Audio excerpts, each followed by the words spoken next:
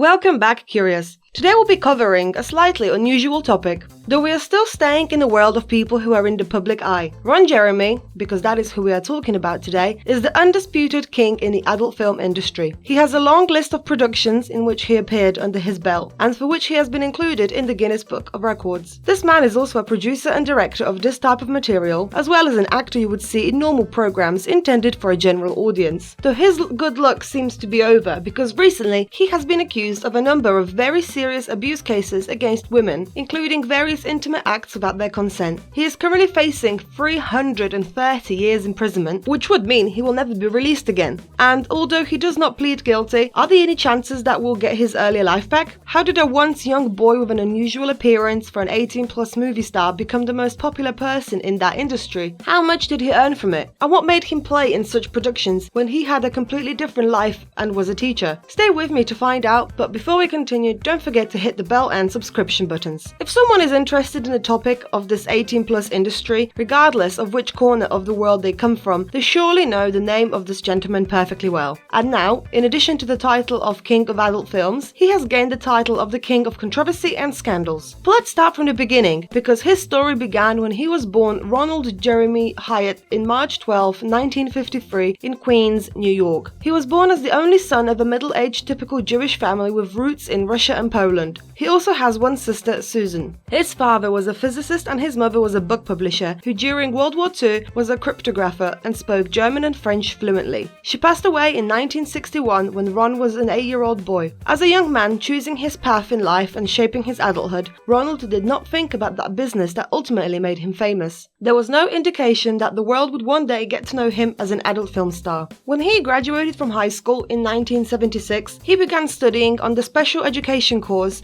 at Queens College and then worked at a school for children with special needs. From the information that we had found, Ron has a master's degree in special education and a bachelor's degree in theatre education. I bet that most of you are wondering what happened that this teacher decided to enter the 18+ business, right? Well, it all started with Jeremy giving up the profession he called his ace up his sleeve and trying to start a legal acting career on Broadway. But the beginnings are almost always difficult, and so it was for the case of Ron. Although he worked and tried, he quickly found out what it was like to be bankrupt because he didn't make any money. According to some sources, at the end of the 70s, his girlfriend sent one of his pictures to the editorial office of a women's magazine, Playgirl. As it turned out, Ron enchanted many readers to such an extent that love letters from admirers and proposals from adult film producers started to be sent to the then 25-year-old man. It is said that although Ron has never been a tall, stocky man, he was only 5'5".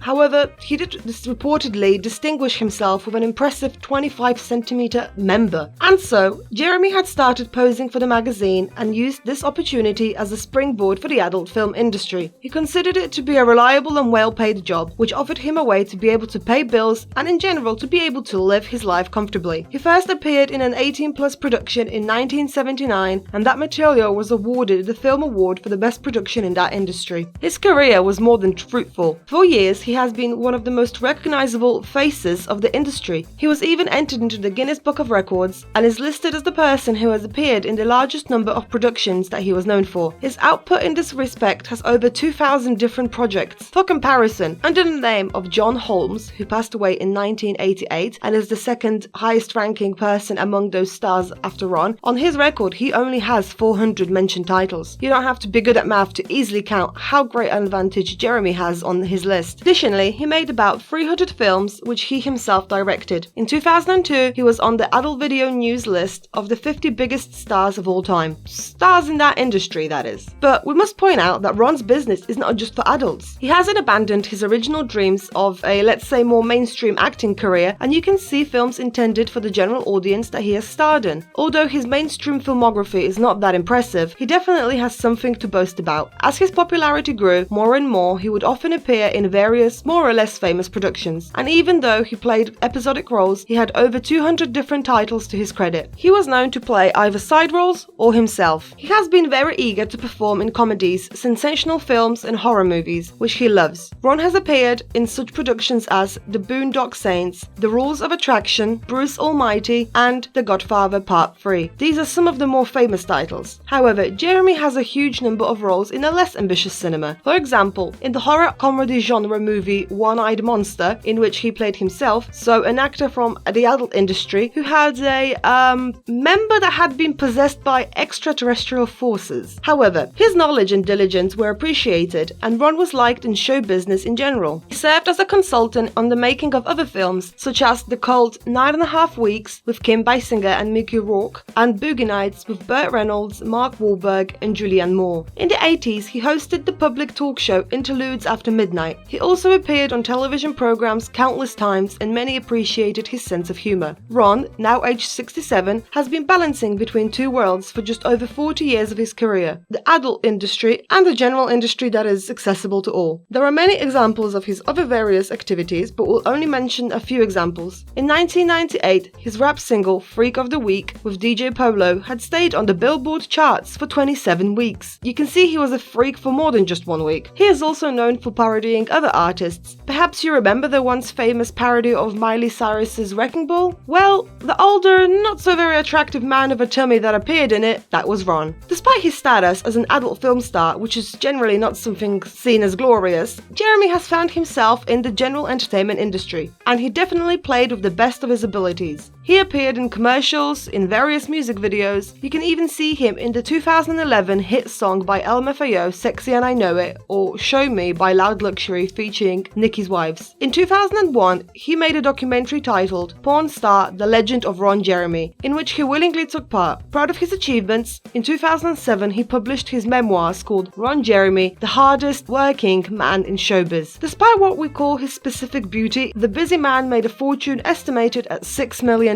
He had no wife and, as far as we know, never became a father. And so we have reached the point where the fruitful and pleasant life of Ron Jeremy ends, and a huge controversy begins, a position that is unrecoverable due to accusations and a life behind bars. Since June this year, Jeremy has been in police custody where he is awaiting another trial. One of them took place on the 31st of August 2020. If Ron had wanted to leave jail and wait for the court hearing in the comfort of his own home, a giant bail of $6.6 million was set. The amount turned out to be too high, and the 67-year-old has remained behind bars, and his situation was constantly changing for the worse. He was first accused of harming women in 2017 in an article in Rolling Stones that had reported that a dozen women were accusing the actor of abuse. At the time, Ron assured them that he was innocent and claimed that he would never ever sexually abuse anyone.